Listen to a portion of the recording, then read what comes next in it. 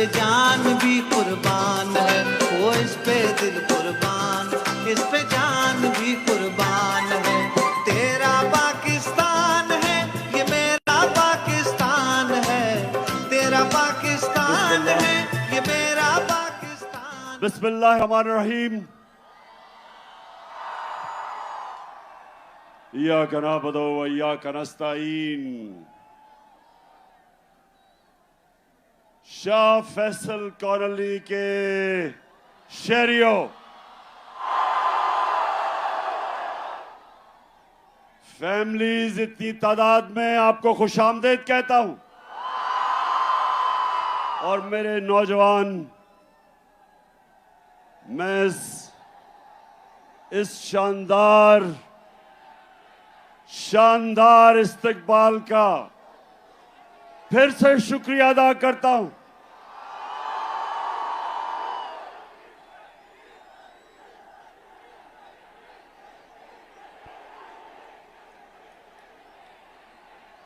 जब मेरी हुकूमत हटाई गई,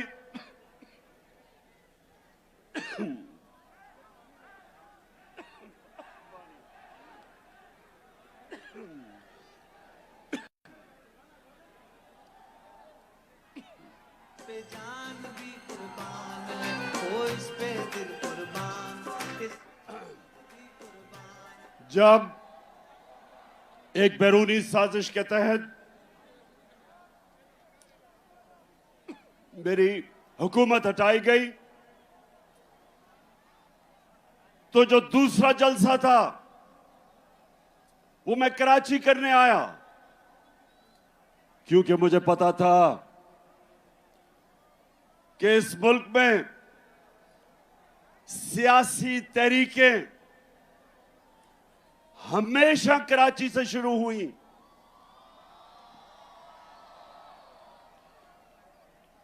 कराची के लोग शऊर रखने वाले लोग हैं,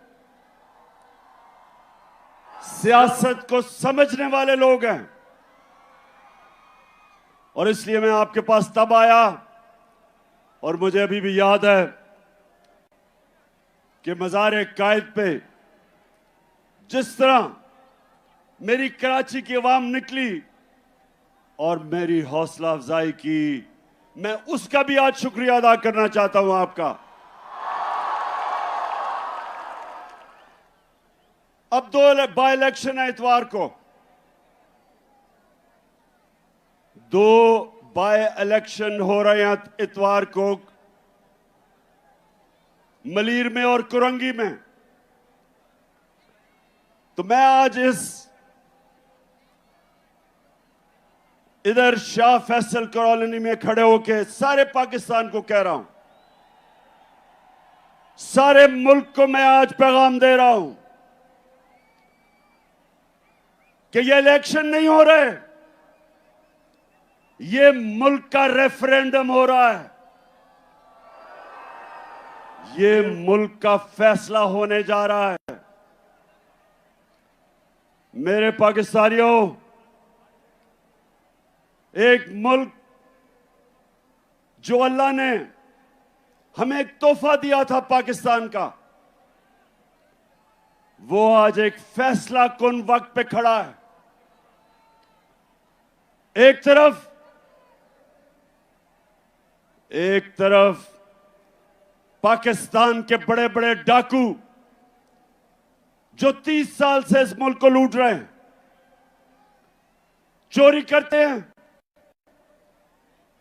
और जब एहतसाब होने लगता है बाहर भाग जाते हैं, फिर डील करते हैं, एनआरओ लेके वापस आ जाते हैं, फिर लूटते हैं, फिर जब एहतसाब होने लगता है फिर बाहर भाग जाते हैं, एनआरओ लेके वापस आते हैं। ये अमीर तरीन होते जा रहे हैं, कौम मकरूज होती जा रही है। जब से ये आए हैं 6 महीने में, और कराची के लोगों, आप शऊर रखने वाले लोगों, ये पाकिस्तान का फाइनेंशियल कैपिटल है। कराची ऊपर जाता है तो पाकिस्तान ऊपर जाता है।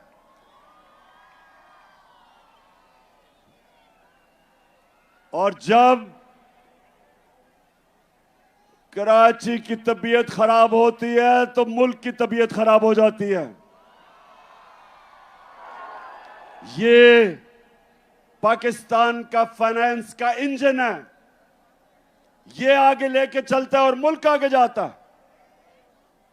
तो कराची, आप सब जानते हैं कि जब से ये आए हैं चोर, एक साजिश के तहत, बैरूनी साजिश के तहत, और जब से ये मुल्क के ऊपर मुसल्लत किए गए,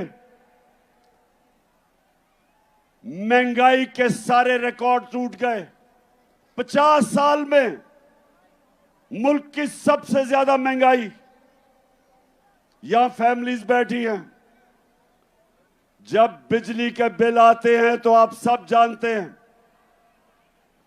कि कभी इस मुल्क के अंदर इतनी महंगी बिजली, और खास तौर पे जो तनख्वाहदार तबका है, बिजली, अभी गैस बढ़ने वाली है, लोड शेडिंग, पेट्रोल और डीजल 150 लीटर,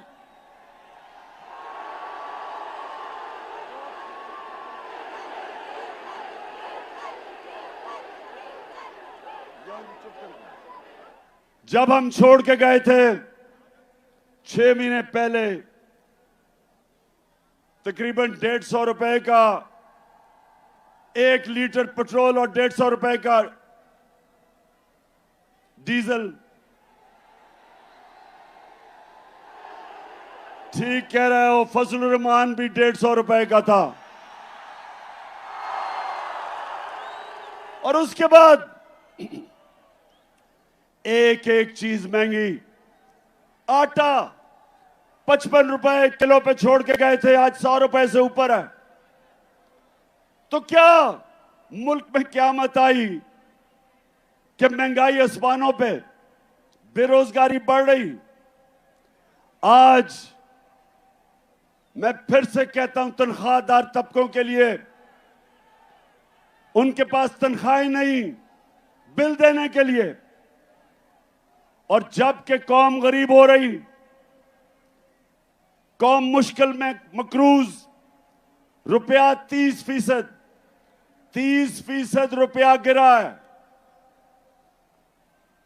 मेरे कराची के लोगों, जब रुपया 30% गिरता है डॉलर के मुकाबले में, तो आप ये समझें कि अगर आप बैंक में आपका 100 रुपया पड़ा था, उसकी सिर्फ 70 रुपया रह जाता है। और ये जिनके बाहर अरबों डॉलर बाहर पड़े हैं, इनकी दौलत में इजाफा हो जाता है, क्योंकि डॉलर ऊपर चला जाता है। ये 30% ऊपर, मुल्क 30% नीचे। तो सवाल यह है कि जिन लोगों ने इनको हमारे ऊपर मुसल्लत किया, आज सारी कौम सवाल पूछ रही है कि जो आपने साजिश करके इन चोरों को हमारे ऊपर बिठाया, तारीख, इस मुल्क की तारीख आपको नहीं भूलेगी। ये कौम आपको नहीं भूलेगी जो आपने जुल्म किया इस कौम के साथ। दुश्मन भी ना करे, दुश्मन भी वो नुकसान नहीं पहुंचा सकता था पाकिस्तान का, जो इन चोरों को हमारे ऊपर मुसल्लत करके नुकसान पहुंचाया। तो ये रेफरेंडम है,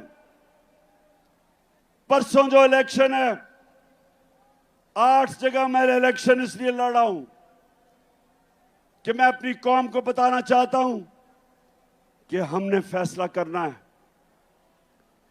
क्या हमने भेड़ बकरियों की तरह इनकी गुलामी करनी है, चोरों की,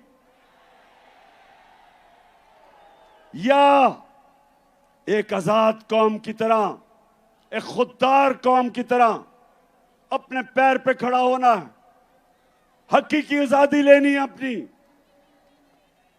क्योंकि मेरे पाकिस्तानियों, सिर्फ आजाद इंसानों की परवाज ऊपर होती है। मैं वो पाकिस्तानी हूं, अल्लाह ने मेरे से बेहतर टैलेंटेड खिलाड़ी थे क्रिकेट में, मेरे से ज्यादा पैसे वाले लोग थे जो मेरे से ज्यादा अस्पताल बना सकते थे। पॉलिटिक्स में मेरे से ऐसे लोग थे जिनकी खानदान पॉलिटिक्स में थे, मेरा तो कोई खानदान पॉलिटिक्स में नहीं था। लेकिन मेरे पाकिस्तानी अल्लाह ने कामयाबी मुझे इसलिए दी क्योंकि मैं एक आजाद इंसान हूं, मैं आजाद हूं, मैंने किसी की गुलामी नहीं की। मैं ला इलाहा इल्लल्लाह,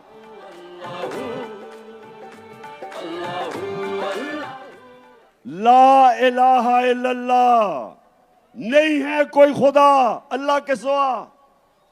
ये इंसान को आजाद करता है। और मेरे पाकिस्तानियों, खास तौर पे मैं अपने नौजवानों को यह बताना चाहता हूं कि सिर्फ आजाद जहन, आजाद इंसान, आजाद मुल्क, सिर्फ उनकी परवाज ऊपर होती है।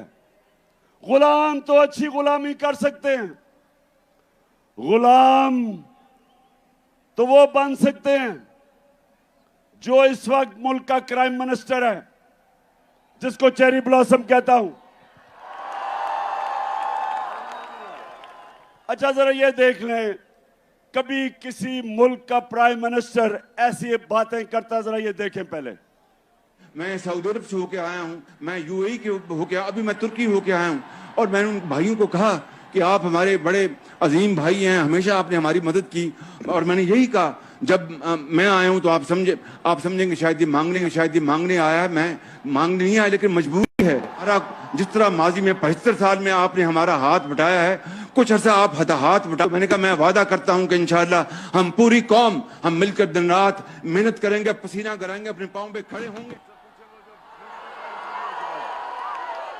अच्छा सुनो, अब सुनो पाकिस्तानियों, ये जरा बड़ी गौर से मेरी बात सुनो।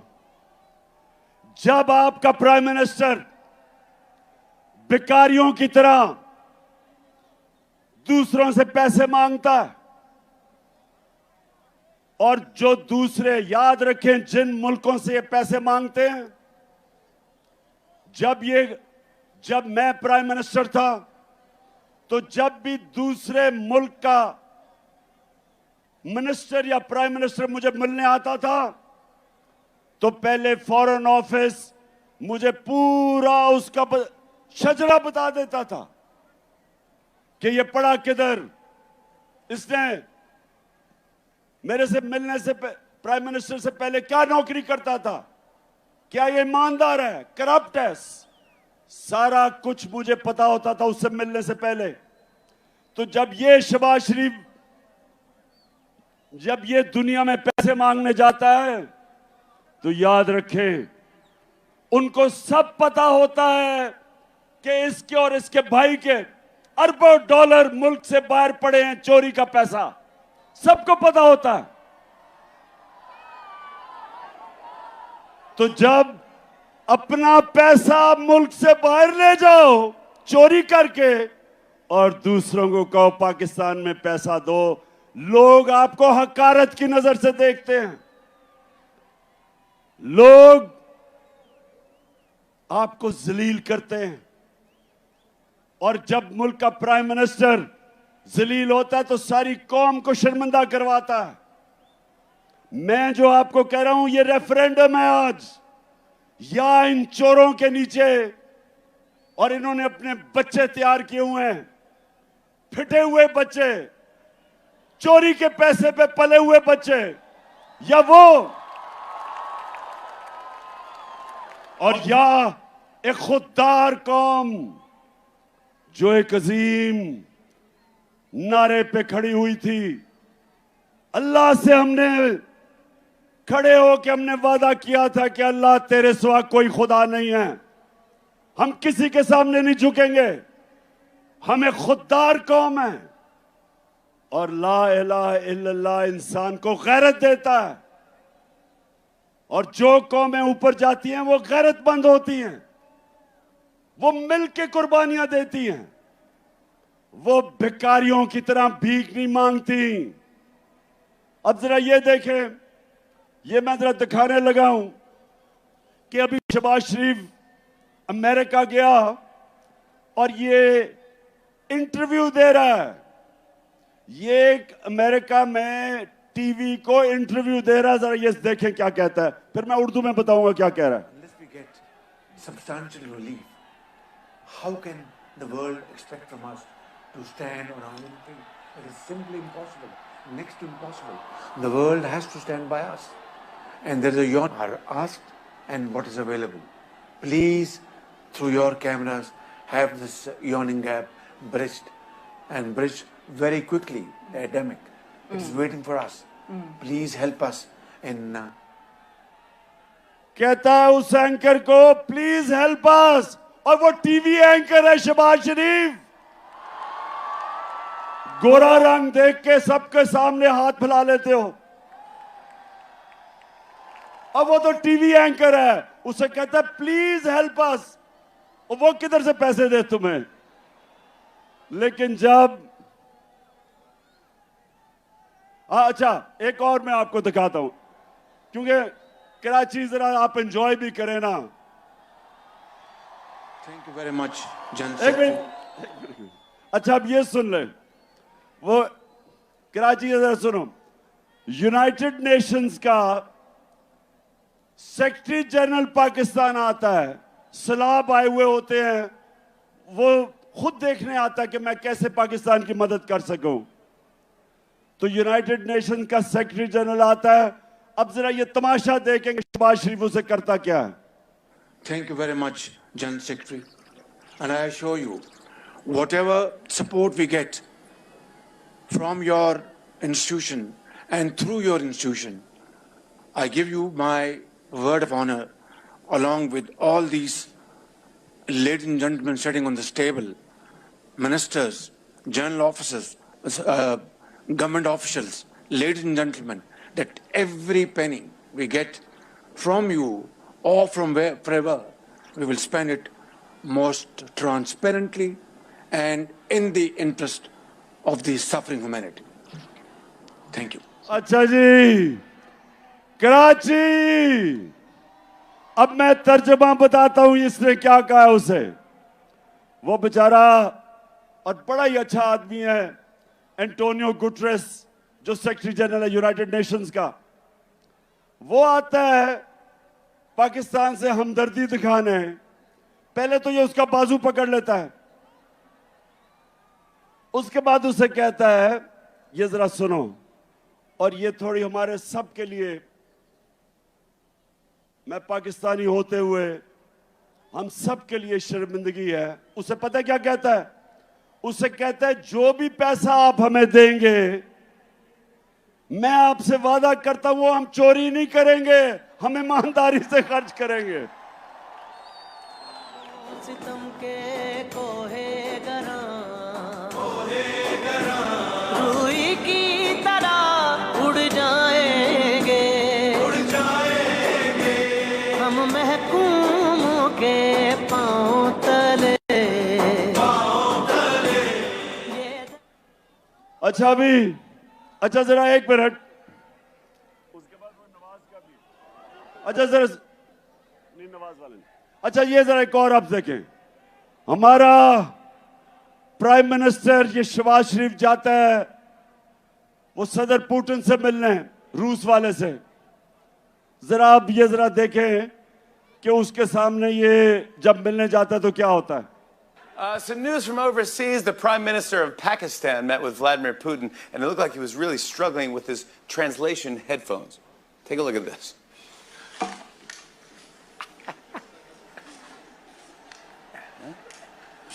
गौर से देखें, गौर से।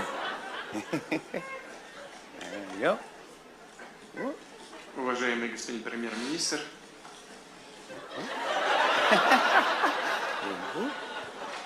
Hold on. somebody help me. Yeah, there you go. There you go. There we go. Уважаемый господин премьер-министр, идет перевод? Все нормально?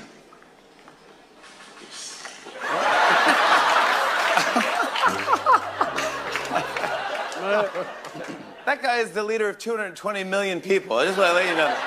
And then he अच्छा मैं बस अब ये क्या आप देख रहे थे? अब आपको मतलब समझ आ गया कि कांपे टांगती कैसे हैं? पुतिन के सामने ऐसे बैठा है जैसे हेडमास्टर के सामने बेचारा स्कूल का बच्चा बैठा हुआ है। और ये होता है पाकिस्तानियों, जब एक बैरून मुल्क के साजिश के तहत एक आदमी को जिसको सजा होनी थी, इसको और इसके बेटे को FIA केस के अंदर 16 अरब रुपए की जो चोरी पकड़ी गई थी, इसको सजा होनी थी, बजाय सजा होने के बचाया गया इसे और इसको ऊपर बैठा दिया। और इससे आज पाकिस्तान को उधर पहुंचाया जिधर ये खुद अमेरिका में कह रहा है कि अब हम अपने कर्जे वापस नहीं कर सकेंगे। वो जो भी इंटरव्यू दे रहा था कि हमारी मदद करो, हम अपने कर्जे वापस नहीं कर सकते। तो कौन सी क़यामत आई थी 6 महीने पहले? ये पाकिस्तान की जो हर साल शाया होती है इकोनॉमिक सर्वे ऑफ पाकिस्तान, जो इन्होंने इस हुकूमत ने शाया की। कराची गौर से सुनो, आप शऊर वाले लोग हो। इकोनॉमिक सर्वे के मुताबिक 17 साल के बाद हमारे आखिरी 2 सालों में पाकिस्तान की जो ग्रोथ रेट, मतलब कि जो हमारी माइशत तरक्की कर रही थी, वो 17 साल के बाद बेहतरीन परफॉर्मेंस थी। 5.7% और 6%। ये 17 साल के बाद हमारी इकोनॉमी बेहतरीन परफॉर्मेंस कर रही थी। वर्ल्ड बैंक के मुताबिक सारे बर्रे सगीर में सबसे ज्यादा रोजगार जिस मुल्क में था कोरोना के बाद, वो पाकिस्तान में था। World Economic Forum, World Health Organization, the Economist, दुनिया के इदारों ने तस्लीम किया कि पाकिस्तान वो 3 मुल्कों में था जिसने सबसे बेहतरीन तरीके से कोरोना से अपने लोगों को भी बचाया, अपनी माइशत को भी बचाया, अपने गरीबों को बचाया। ये इंटरनेशनली माना कि पाकिस्तान का जो एहसास का प्रोग्राम था जिसमें हमने अपने गरीबों को कोरोना की लॉकडाउन की तबाही से बचाया, ये दुनिया ने माना। तो मैं फिर से सवाल पूछता हूं कि ये साजिश जिन्होंने करके इन चोरों को हमारे ऊपर मुसल्लत किया था, तारीख आपको नहीं भूलेगी। ये कौम जो मुश्किलात का सामना कर रही है नहीं भूलेगी। और इंशाअल्लाह जो मैं आपसे सबसे उम्मीद रखता हूं, ये जो परसों बाय इलेक्शन आ रहे हैं, इस इलेक्शन के अंदर कौम ने रेफरेंडम करना है, बताना है कि हम इस इंपोर्टेड हुकूमत को मंजूर नहीं करते। हम इन चोरों को जो 30 साल से 2 बड़े बड़े डाकू खानदान जो चोरी करके पैसा बाहर लेके जा रहे थे, हम कभी इनको कबूल नहीं करेंगे। और मैं इसके साथ आज सबको बता दूं कि इंशाअल्लाह इस मुल्क की तारीख का सबसे बड़ा जो मैं मार्च करने लगा हूं, जिसकी मैं कॉल देने लगा हूं, इस मुल्क की सबसे बड़ी मुजाहरा होगा। इस मुल्क की तारीख, अवाम का समुंदर निकलेगा हमारे साथ और सबको बताएगा सारों को पैगाम देगा इस मुल्क में कि कौम किधर खड़ी है आज, कि कौम इसको सियासत नहीं समझ रही, हम अपनी हकीकी आजादी की जहाद समझ रहे हैं। और कराची, आप तो माशाल्लाह वो लोग हो जो हमेशा, जिस तरह मैंने शुरू में कहा, सारी सियासी तहरीकें जो शुरू होती थी हमेशा कराची से शुरू होती थी। और अब जो मैं, हमारे साथ ही बैठते थे एमक्यूएम वाले, मैं एमक्यूएम से पूछता हूं कि क्या अब आप खुश हैं जरदारी के साथ बैठ के? क्या वो आपके मसले हल कर दिए? क्या जरदारी ने कराची के मसले हल कर दिए? बताएं, कराची बताओ। हमारी हुकूमत थी, हमारी हुकूमत फेडरल गवर्नमेंट में थी, सिंध में हमारी हुकूमत नहीं थी। उसके बावजूद हमने कराची सर्कुलर रेलवे का शुरू किया, एक्निक से पास किया, हमने ग्रीन लाइन शुरू की, बस सर्विस।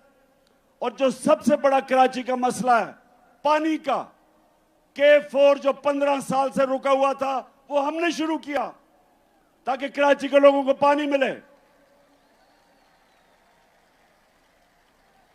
तो कराची इंशाल्लाह, जो मुझे नजर आ रहा है, 26 साल से मैं जद्दोजहद कर रहा हूं, मुझे पहली दफा नजर आ रहा है कि अंदरून सिंध के लोग वो भी हकीकी आजादी के लिए तैयार बैठे हैं। है ये राहे अमल, आओ हम सब साथ चले, मुश्किल हो या आसानी, साथ में डाले हाथ चले। धड़कन है पंजाब मगर दिल अपना मैदान है। मैं भी पाकिस्तान हूँ, तू भी पाकिस्तान है। तू तो मेरी जान है, तू तो मेरी आन है, तू मेरा ईमान है। इंशाल्लाह अंदरून सिंध के लोग तैयार हो जाओ। मैं ये मार्च से फारग हो लूं, मेरा फिर पूरा रुख अंदरून सिंध पे है, और फिर कराची भी आऊंगा। और मेरा ये अज़म है कि ये जो जरदारी माफिया जिसने अंदरून सिंध के लोगों को गुलाम बनाया हुआ है, मेरे सिंधी भाइयों तैयार हो जाओ।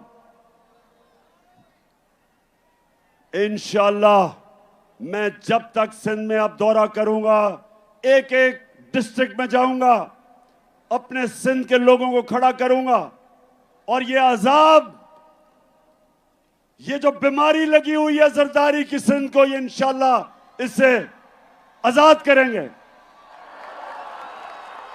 अच्छा, आप कराची, अभी मैं जरा एक दो और आपको वीडियोस दिखाना चाहता हूं। मैं जरा अब गौर से आपने वीडियो देखनी है। मैं इसलिए बार बार दिखाता हूं हर जलसे में, क्योंकि अभी मरियम कहती कि ओहो मैं तो बेकसूर थी, और मैं बाइज्जत बरी हो गई हूं। उधर इसहाक डार कहता है मैं बाइज्जत बरी हो गया हूं। अब नवाज शरीफ बाइज्जत बरी हो जाएगा, और इस NRO 2 में जरदारी भी बाइज्जत बरी हो जाएगा। सिर्फ बेचारे छोटे छोटे चोर पकड़े जाएंगे पाकिस्तान में। सिर्फ वो साइकिल चोर, स्कूटर चोर, मोटरसाइकिल चोर बेचारे, उनके अलावा कोई बड़ा डाकू इस निजाम के अंदर नहीं पकड़ा जाएगा। तो जब मरियम कहती है, अब आपने गौर से देखना, ये मरियम कहती है जी मेरे से तो बड़ा जुल्म हुआ, मैं तो बेकसूर हूं। देखे ना ये इमरान खान कितना जालिम आदमी है। मरियम बीबी सारी कौम से झूठ ना बोले। आपके जब हमने पूछा आपसे आज से 10 साल पहले कि 4 बड़े बड़े महलात लंदन के सबसे महंगे इलाके में मेफेयर में, मेफेयर जो है सबसे महंगा इलाका है लंदन का, उधर 4 बड़े बड़े महलात इन्होंने खरीदे हुए थे। तो जब मैंने इससे पूछा कि बताओ कि ये महलात किधर से आए, कौन से पैसे से आए, तो मरियम क्या कहती है ये जरा देखे। 10 साल पहले इस तरह मुझे लगा कि आप लोगों को बेवकूफ नहीं बना सकते। मेरी सेंट्रल लंदन में प्रॉपर्टीज तो दूर की बात है, मेरी पाकिस्तान में भी कोई प्रॉपर्टी नहीं है। मैं अपने वालिद के साथ है और मुझे समझ नहीं आई कि मेरी और मेरी वालदा की और बहन भाइयों की प्रॉपर्टीज ये कहाँ से निकाल के ले आए हैं। मेरे नाम पाकिस्तान में कोई प्रॉपर्टी नहीं है, ये तो इंग्लैंड की बात है। सुन लिया। अब ये था, ये कब था?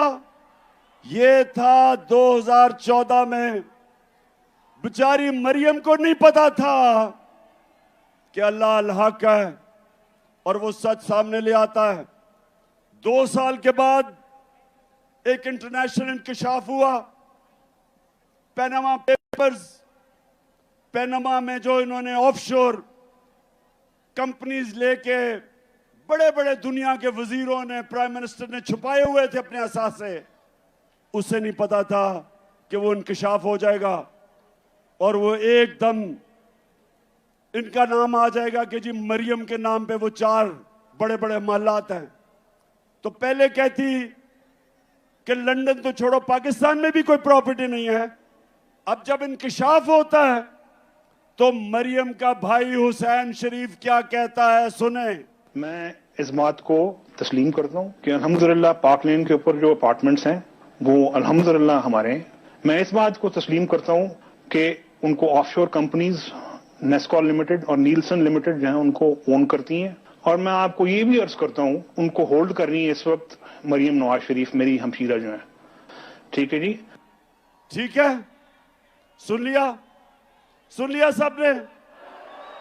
कहती कोई प्रॉपर्टी नहीं है। भाई जब पकड़े गए तो उन्होंने कहा जनाब ये तो मेरी बहन मालिक है इन 4 बड़े बड़े फ्लैट्स की। तो जब ये पता चला कराची, फिर क्या हुआ? अब मरियम ने देखा कि अगर मरियम के पास तो पैसा ही नहीं था लेने के लिए, तो वो क्या कहती? अब वो अगर बाप का नाम लेती तो बाप के पास तो खुद उसने पैसा नहीं दिखाया, इसका मतलब चोरी का पैसा था। तो मरियम को बड़ा एक जबरदस्त आइडिया आया। उसने कहा हमारा दादा बहुत पैसे वाले था, अरबोपति था हमारा दादा। अब दादे से कौन पूछेगा, वो तो दूसरी दुनिया में जा चुका था। तो ये सुने जरा मरियम क्या कहती है। हसन हुसैन के पास आज जो भी है वो एक अरबपति दादा के पोते हैं। उस अरबपति दादा के पोते हैं जो 1960s और 70s में पाकिस्तान का अमीर तरीन इंसान था। ये जो एसेट्स हैं, ये जो बिजनेस के लिए पैसा है, ये सारा दादा से डायरेक्टली बच्चों को ट्रांसफर हुआ। तो समझ गए, डायरेक्टली दादा ने बच्चों को पैसा दे दिया। दादा अरबपति था। अब कराची, अब दादा तो दुनिया में नहीं था, लेकिन वो दादा शहबाज शरीफ का बाप था। मरियम का दादा शहबाज शरीफ का बाप था। अब शहबाज शरीफ अपने बाप के मुतल्लिक क्या कह रहा है, ये सुने। मेरे खानदान को 22 खानदानों में शुमार नहीं होता था। मुझे इसके ऊपर बाइस से फख्र है कि मेरे वालिद का ताल्लुक एक गरीब किसान के घराने से था, हिंदुस्तान से। वो तो कराची अल्लाह अल हक है, ये याद रखना। उसका वादा है कि सच सामने आएगा। और अब जो मैं आप सबको आज कराची आया खास तौर पे कि मैं आप सबकी कुरंगी और मलीर खास तौर पे जिधर इलेक्शंस हैं, मैं आप सबकी ड्यूटी लगाने आया हूं। देखें, ये फैसला होने लगा आपके मुस्तकबिल का। एक तरफ ये चोर हैं जो यहां से चोरी करके पैसा बाहर मुल्क को लूटने आते हैं, एनआरओ लेते हैं और फिर बाहर चले जाते हैं। और दूसरी तरफ ये वक्त आ गया कि हम सब हक के लिए खड़े हों, अमर बिल मारूफ के लिए खड़े हों, जो शुरू में आयत पड़ी थी। अल्लाह का हुक्म है, अल्लाह का सबको हुक्म है कि अच्छाई हक के साथ खड़े हो और बुराई के खिलाफ खड़े हो। अल्लाह ने हमें किसी को इजाजत नहीं दी न्यूट्रल रहने की। उसने हमें सबको कहा कि अच्छाई के साथ खड़े हो, इन चोरों के साथ ना खड़े हो। ये इलेक्शन रेफरेंडम है और मैं अपनी सारी कौम को कह रहा हूं कि निकलना है। इसको आपने अपना इलेक्शन नहीं, एक जहाद समझनी है इन चोरों के खिलाफ। और मैं सबसे आपसे उम्मीद रखता हूं कि आपने अपनी पूरी कोशिश करनी है, क्योंकि ये इमरान खान अकेले ने ठेका नहीं लिया हुआ करप्शन के खिलाफ जंग लड़ने का, ये आपका भी है जिम्मेदारी। तू अड़ जा फिर से, तू डट जा फिर से, वो बल्ला घुमा।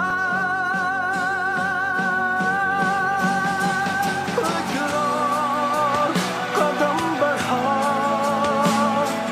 फिर से, वो लम्हा दोहरा जब जीत के आया था, फिर से वतन को जिता।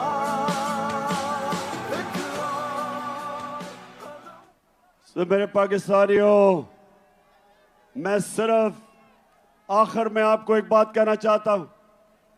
अल्लाह ने हमें अपनी सबसे अजीम मखलूक बनाया, अशरफुल मखलूकात। फरिश्तों को हुक्म दिया कि इंसान के सामने झुको, और जब शैतान ने कहा कि मैं आग का बना हुआ हूं, ये तो मिट्टी का बना हुआ है, मैं नहीं झुकता, तो अल्लाह ने कहा कि तुम्हें भी नहीं पता कि इंसान में मैंने क्या सलाहियतें दी हैं, क्या पावर दी है। मेरे पाकिस्तानियों, अपनी सलाहियतें पहचानो, अपनी ताकत पहचानो। आपका मुस्तकबिल इन चोरों के नीचे नहीं है। आपका मुस्तकबिल इन चोरों के नीचे सिर्फ उसके सामने जिल्लत है। आपका जो अजीम मकसद, अजीम नारे पे पाकिस्तान बना था, अजीम लीडर था कायदे आजम मोहम्मद अली जिन्ना, अजीम नजरियाती लीडर इलामा इकबाल थे। हमारा वो मुल्क होना था जो आज सारी मुसलमान दुनिया के सामने हमने एक मिसाल बननी थी। हम कभी भी नहीं बन सकते अगर ये चोर हमारे ऊपर बैठे रहें, जो अपने आप को भी जलील करते हैं, जिनमें गैरत नहीं है और सारी कौम को शर्मिंदा करवाते हैं। इसलिए मैं 6 महीने सारे मुल्क में फिर रहा हूं अपनी कौम को तैयार करने के लिए कि ये बाय इलेक्शन तो परसों है। मैं आपको कॉल देने लगा हूं और आपने सब ने निकलना है अपने लिए, अपने बच्चों के लिए, अपने मुल्क के मुस्तकबिल के लिए। ये एक अजीम मुल्क है, सब कुछ दिया अल्लाह ने। तो अब आखिर में सब हाथ उठा के आपने मेरे साथ हल्फ ले लेना है, सबने मेरे साथ हल्फ लेना है। मैं यहां से पढ़ूंगा, आपने बावाज़ से बुलंद रिपीट करना है। टीवी पे जो लोग हमें देख रहे हैं वो भी हमारे साथ शरीक हो जाएं। बिस्मिल्लाहिर्रहमानिर्रहीम, हम हल्फ उठाते हैं कि हम पाकिस्तान के आइन की हमेशा पासदारी करेंगे। हम पाकिस्तान की खुद मुख्तारी का तहफ़्फ़ुज़ करेंगे कि हम कभी भी अल्लाह के सिवा किसी के सामने नहीं झुकेंगे और हम पाकिस्तान की हकीकी आजादी के इस जिहाद में आखिर तक इमरान खान के शाना बशाना जदोजहद करेंगे और हर किस्म की कुर्बानी के लिए तैयार रहेंगे। अल्लाह हम सबका हामी और नासिर हो। आमीन। कराची, आपका दिल से शुक्रिया अदा करता हूं। बहुत बहुत शुक्रिया। पाकिस्तान जिंदाबाद।